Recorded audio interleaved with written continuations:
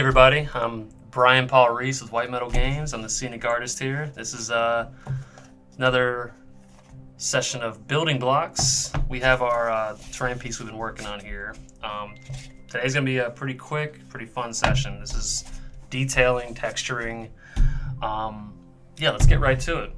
I've got some sandpaper here. Once again, this is the 120 grit. Around the edges here where we have spackled the gaps between the MDF and foam, that's what we want to smooth out because we want that to be nice slopes. We'll add some grit to it later.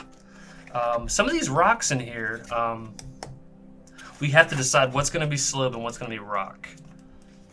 Some of it's more obvious than others, like this part I think should be slope. But this, I don't know, we could make it look like a rock still. But first things first, let's get some sanding done.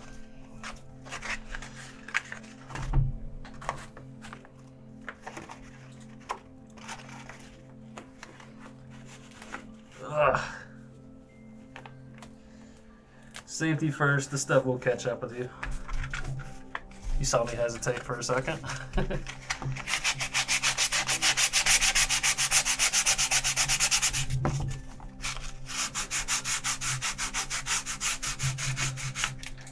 You don't want to go too heavy with it. Honestly, some finer grit sandpaper might do a little better for this, because we don't want to take too much off. And if you're not that happy with the texture, remember we're putting other textures over this. We have a little bit of sawdust and grit that we have. We have some fine gravel, coarse gravel. And I cut a few little tiny pieces of foam to use as rocks gathered up on the edges here.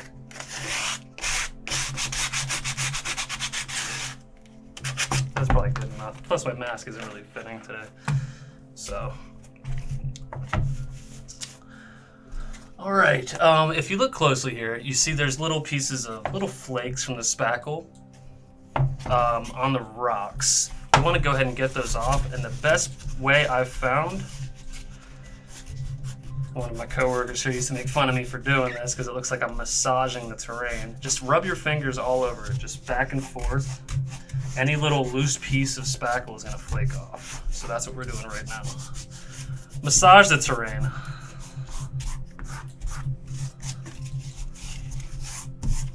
Massage the love in there. See, nobody appreciates this part of terrain building.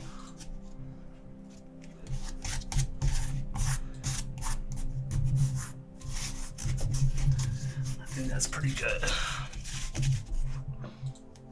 No, that's something I typically only do on hard to reach spots, crevices, the rocks, and all that, because we don't want any flakes hanging off. The next thing I'm going to do, we have our parking lot rock. It's the same you see me use in all the videos.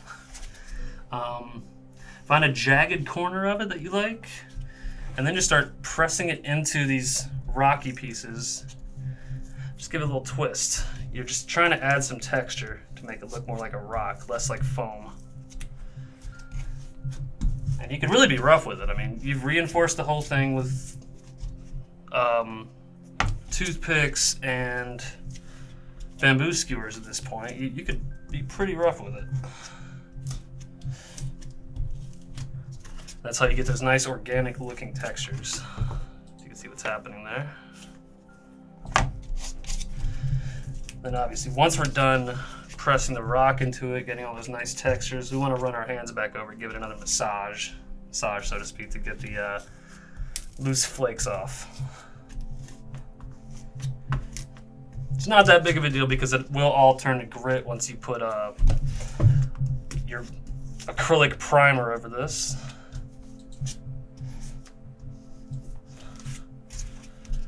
In my opinion, you can't really overdo it with the rock texture unless you start to break this off. Then you're overdoing it. Lay off it a little bit.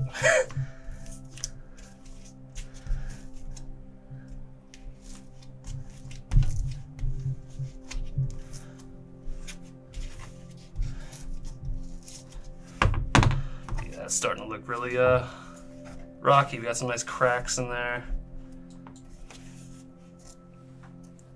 So you can see one of our toothpicks popped out there. I'm gonna go ahead and smash it in there.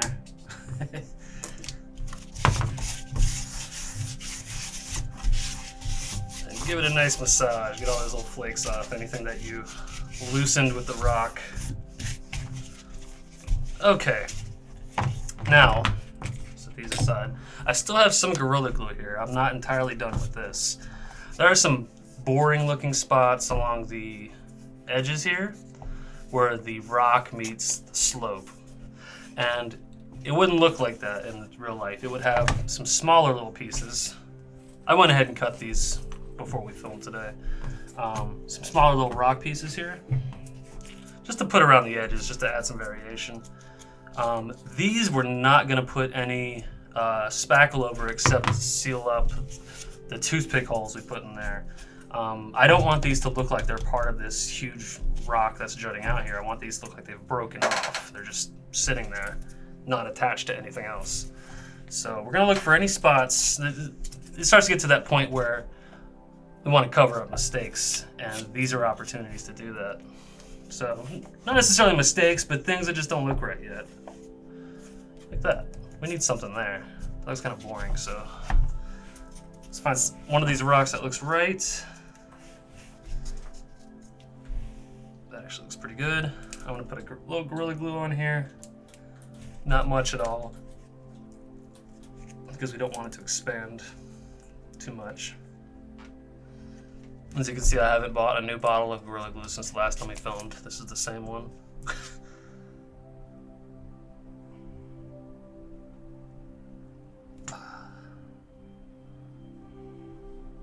There we go, just a little bit on there. I'm just gonna dip that right in the water because we're not doing too much of this today. How do we have that on there before? I think it looked like that, right? Yeah.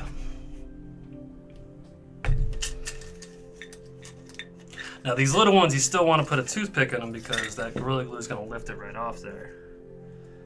So you don't want to overdo it with the toothpicks though. Maybe just 2 angles, because you're going to have to go back over this with a little bit of spackle before you prime it, just in those little spots where the toothpicks are. So you don't want to create too much work for yourself though. But see, that looks good. That looks loose, and then we got some bigger rocks here. Where should one of these go? Right there, maybe? Maybe, I don't know.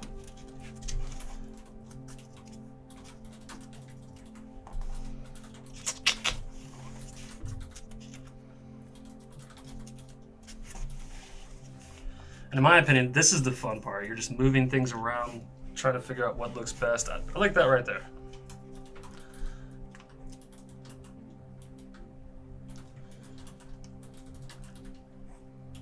Kind of gets like pruning a bonsai after a while, or flower arrangement or something. Like you're just going for something that feels right.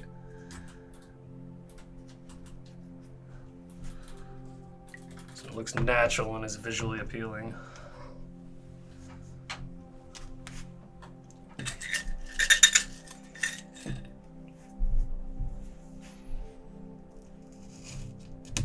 And this is probably going to be the last building block session for a while. When we figure out what we're doing next. Obviously want to get into more advanced techniques, but I think we're going to leave this here with just the basic techniques, the basic building principles. But I do want to come back to the building block series. I enjoy doing it. I think our editor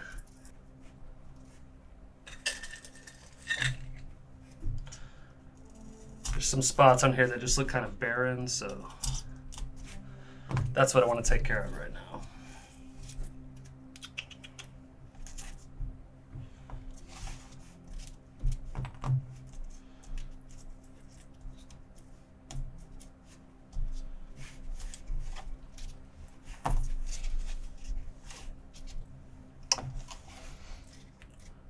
Now we have this weird little crevice here. Kind of looks like some more rock should be sticking up there, or maybe we'll put some gravel in there. I don't know.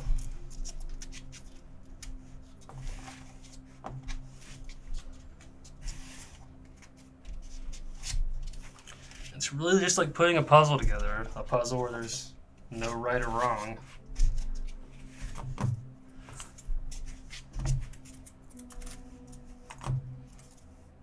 I think we need something right there.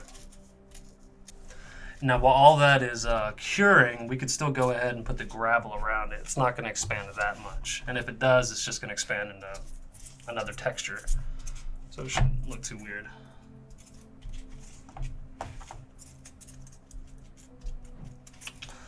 Maybe 1 or 2 more rocks, I think. I like to, so we have this cluster here. This is like the rocks jutting out of the earth here. Pretty barren over here though. I mean, or right here. Maybe we put one closer to the edge of the piece, just to kind of remind you that, you know, maybe there's some rocks outside of this thing too. Like, why would they all be in the center or close to the center of the piece? They'd be scattered around.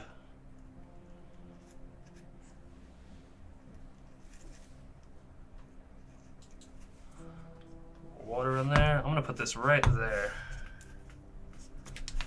just to be different. And when you get this close to the edge, it's a little trickier skewering these because you don't have as much room to work with. So you definitely want to come in from the side like that. That should look pretty good. Get 2 more pieces of rock here.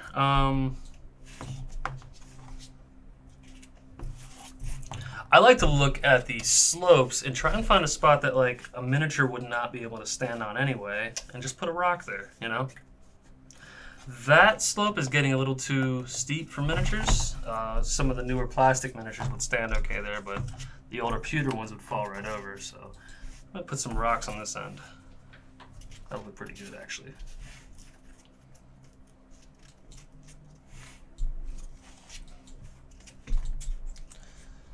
And that way they don't look so spaced out either. There's a few clusters and it looks more random.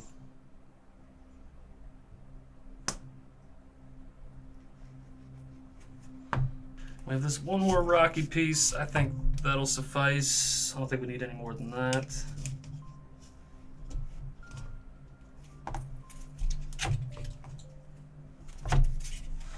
So where's this one going?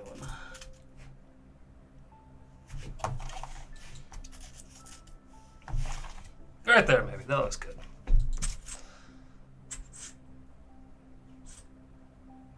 So this could be a cool little objective piece or something. This could be, I don't know, reinforcements come out of the hatch on turn 3 or I don't know, whatever game you're doing. It just adds a little bit of character.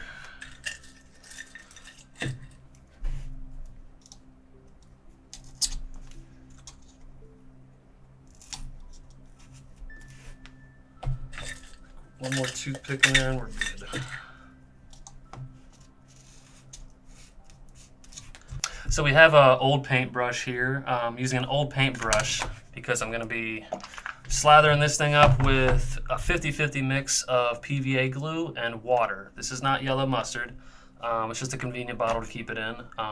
It's actually a little bit heavier than 50-50. There's a little bit more PVA than water. I prefer it a little bit thicker, but 50-50 will work fine. As for textures, I have a little bit of coarse gravel that we sell in our web store, WhiteMetalGames.com. I have a mix of sawdust. There's some MDF sawdust in here as well as plywood, so it's a little mixture of grit there. I also have some of our coarse gravel that we also sell in our web store. If I can get the package open. It's just a little sample package we have. So this is a lot finer than that. It's almost like sand, only it's a little coarser than sand. And finally, I have a big Tupperware tray. Anything will work for this, just to catch the dust so we don't make any more of a mess than we've already made over here. Now, my philosophy with texturing this, we basically paint the whole thing up in the 50-50 mix, except for the rocks. We put a little bit of sawdust and some of the thinner gravel on there. And as we get closer to the edges of the rocks, we start putting coarser gravel because these rocks will be crumbling there'd be larger pieces of rocks closer to them, and as you get further away, it turns into sand, it turns into dirt, just like it does in nature. So we need to decide here what's going to be a rock jutting out of the ground, and what do we want dirt on. So I know I want some dirt here. Now I'm just going to apply all this with the piece in the Tupperware container here, because it will make a mess. And with this 50-50 mix, you want to go kind of heavy. You want to work fast.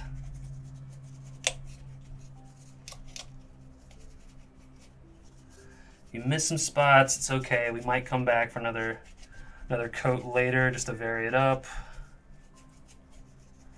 All right. If we get some over our plastic card there, it's okay. I mean, dirt in real life would go over any kind of diamond plate steel you put in front of it, so just like a welcome mat or something, it gets dirty. On a larger piece, I would probably do half and then half. On this piece, I'm going to try and do it all at once.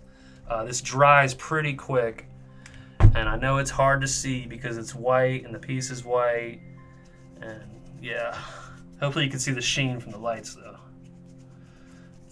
But I want to go around and get this thing lathered up as quick as possible.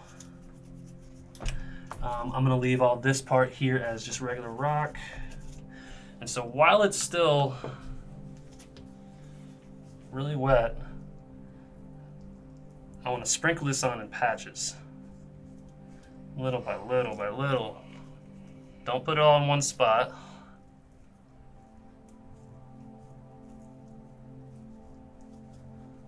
And patches. Even if we intend to cover the whole thing with this sawdust right here, which we're not going to do, you still want to put it on in patches, because then whatever texture we're doing next, we're going to put that on in patches. And you might have some more in this patch or that patch, but as you start to build up layers like this, as long as you do it in patches and a little bit at a time, it looks natural.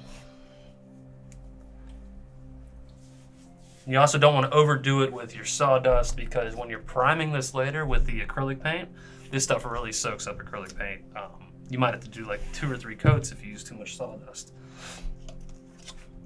So I'm going to shake this off, turn it upside down, shake it off, breathe in the sawdust. I have some of the finer gravel here. I'm going to look for pools of this glue. I just put a few patches there. This is a totally different grit than the sawdust, and it should show. As long as we put it in spots where the glue's really pulled up. Because this stuff's a little bit heavier than the sawdust. It's technically rocks, I guess. So we need some more glue to hold it in place.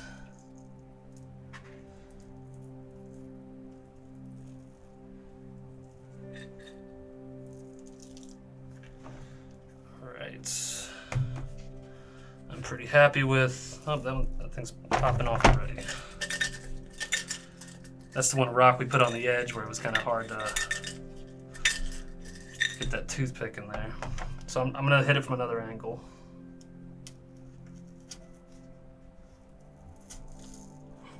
And that should hold it in place.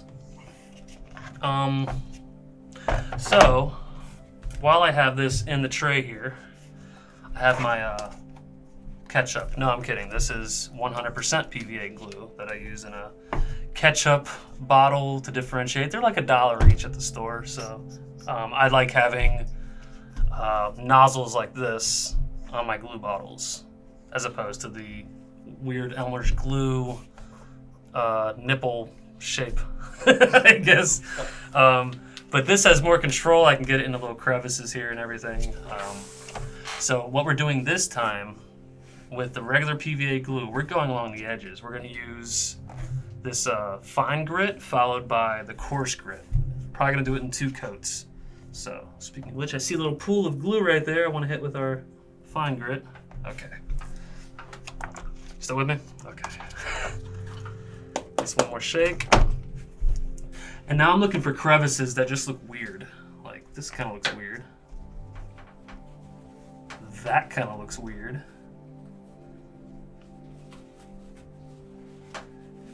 And these little smaller rocks are going to gather at the bases of stuff. Remember, like if it's on a slope, it's going to gradually, over thousands of years, roll down the slope.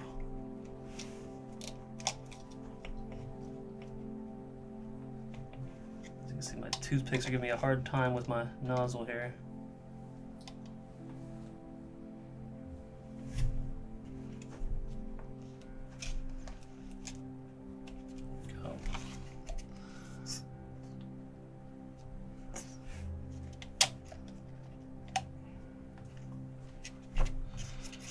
Let's see, where else?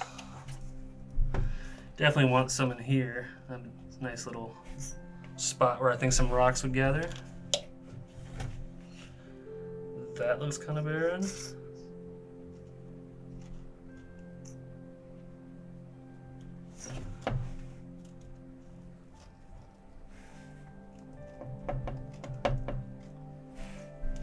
It's okay to go over some of those spots where the Gorilla Glue is expanding, because it's all glue. It's all going to hold the stuff in place at this point.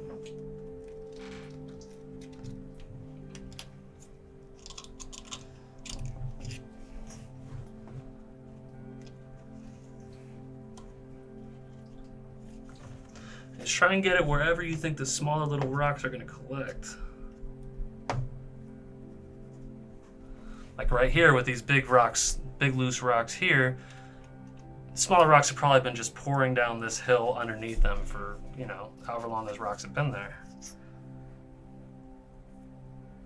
So it's okay to go a little heavy in some spots, I think.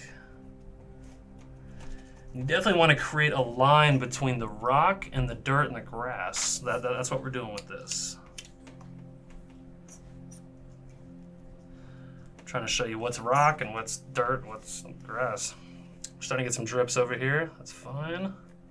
Just smear it around, whatever.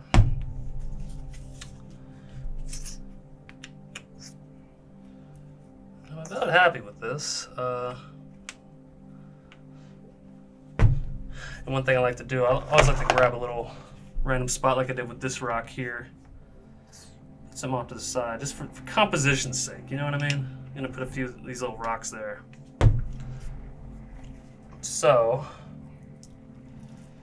I'm gonna add a few of the fine grit rocks.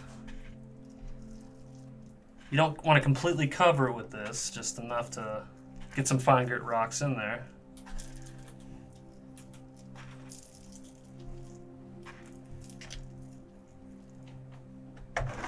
Now for this, you can use, if there's some coarse gravel or something you can find outside, dirt. Dirt works great, man. Dirt works great at the end of these projects, once you've painted everything. Put a little bit of natural dirt on there. Why go through all these steps to imitate dirt when you could just use dirt? You know? Unless you're that attached to the process, by all means.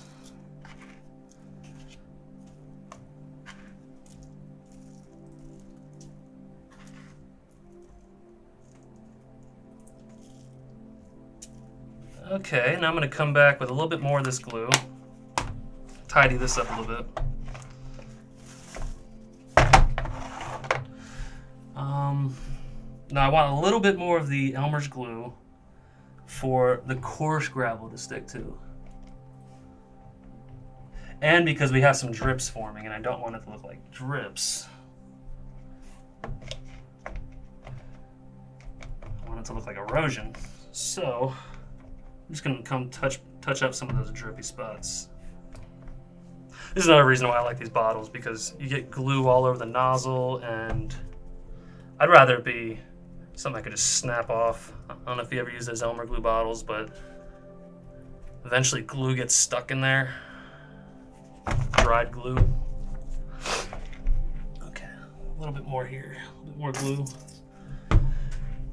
Now this stuff works a little bit different. I like to try and find actual little rocks that stand out and put those in first, because if all else falls off, I want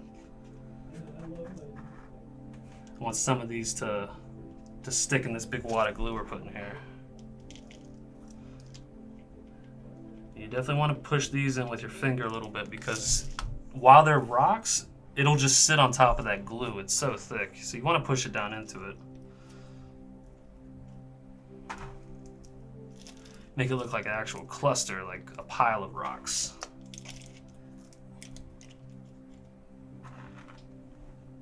We're not actually making a pile, we're making a spot of glue with a bunch of rocks stuck to the top of it that looks like a pile.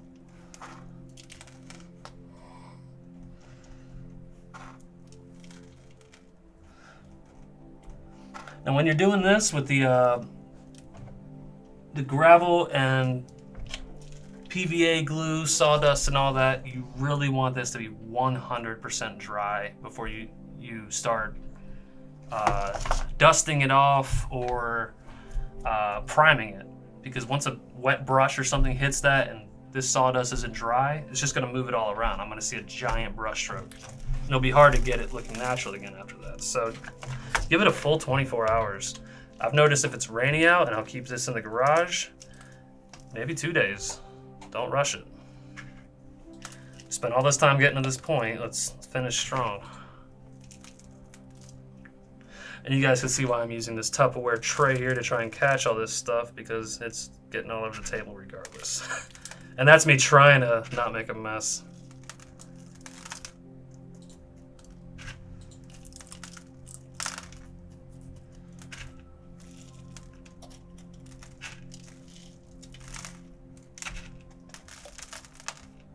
Alright, this is looking pretty good, I think. I'm pretty happy with how it's coming out. Give it a little tap.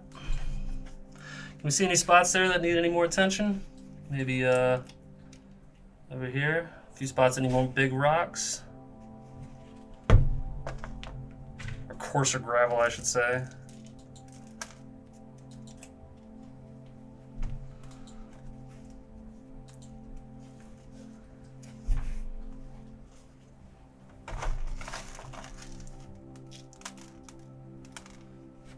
There we go. I'm pretty thrilled with this. It's got a lot of character. It's got a lot of different textures on there that once we prime it and give it a good dry brushing, and a few different colors on there, some grays over some browns and stuff. The highlights and the dry brushes really start to make all this pop. All these little textures, all the gravel. It'll look hand sculpted when it's done. Your miniatures shouldn't look any different, or your terrain shouldn't look any different than your miniatures, in my opinion. For all the time you put into your miniatures, make your terrain look just as good. So, I'm gonna go ahead and start cleaning all this up. Set this on a rack to dry so it doesn't get bumped or anything, or any of this gets scraped off it while it's drying. And from here, once it's dry, I get an old paintbrush, a big wide paintbrush, sturdy bristles, and dust the whole thing off. Even use your finger to go back in and try and loosen up any of these little bits of gravel that aren't 100% glued down, because you don't want them flaking off once it's painted. Once we paint it, we're going to use some apple barrel. I prefer apple barrel acrylic latex paint. It comes in little 2-ounce bottles, just craft paint. Maybe 2 or 3 coats with that, watered down so it completely saturates any of the sawdust or gravel that we have here. And that'll cement it in place. It's kind of like latex. So that once that's on there, I mean, you shouldn't be able to scrape any of this off. And then it's just dry brushes from there. And after that, we're gonna put flock, static grass and all that. But that's for another video, for another building block series. So for right now, I hope you guys enjoyed this. I'll definitely put some pictures on my social media of this once it has primer and it's completely painted, and we'll go from there. So hope you guys enjoyed building blocks. I'm Brian Paul Reese, and it's White Metal Games.